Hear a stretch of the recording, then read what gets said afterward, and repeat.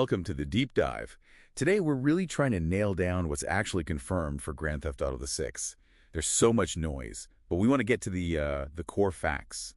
Scope, story, the tech behind it. And you almost have to start with the budget. It's just staggering. Reports are pretty solid on it being over $1 billion in development costs. $1 billion. That's Right. unprecedented for entertainment, right? Absolutely. And remember, GTA V pulled in something like, what, nearly $10 billion since 2013? Right, so the pressure, the expectation is immense. Exactly. That $1 billion sets the stage. Okay, so beyond the money, what hard facts do we have? The release date seems locked now. Yeah, May 26th, 2026. That's what we're hearing consistently. And platforms. Still current gen only.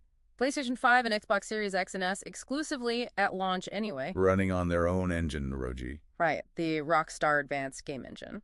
An evolved version, obviously, to handle, well, everything they're trying to do. And a big part of that everything seems to be the story. It's a shift, isn't it? Huge shift. They're moving away from the three protagonists of GTA V. This time it's focused on a duo, a romantic criminal duo, Lucia Caminos and Jason Duval. Lucia being the first non-optional female lead for the series. That's pretty significant. It really is. And the dynamic sounds like classic Bonnie and Clyde. You know, codependent, things go wrong on a score. Okay.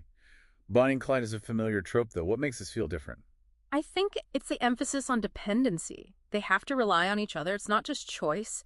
And this personal drama plays out against this enormous backdrop, the state of Leonida. Which is basically Florida. Yeah, pretty much a direct stand-in, with a modern Vice City right at the heart of it. And this setting, Leonida, that's where the scale justifies the budget, you think? Absolutely. It's not just a city map anymore. They're talking about diverse biomes, like the grass rivers, think Everglades, dangerous swamps, gators, the whole deal. Okay. And then the Leonida keys for, maritime crime, Yeah. islands, boats.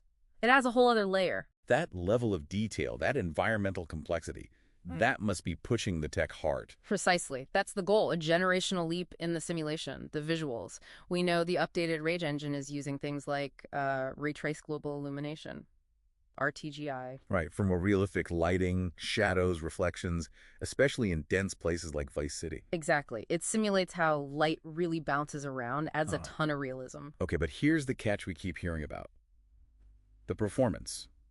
Achieving that level of fidelity, it comes at a cost, right? Like 30 frames per second. That seems to be the target, yeah. 30 FPS as standard on the base of PS5 and Series XS. Is that just? It's Is that okay? Or is it a sign they couldn't optimize it? I think it's a very deliberate choice, a calculated trade-off. They're prioritizing the visual spectacle, the world density, the sheer wow factor of the simulation. So fidelity over fluidity, essentially, at least on the standard consoles at launch. Seems like it. They want you to immediately see where that $1 billion went, the detail, the crowds, the environment.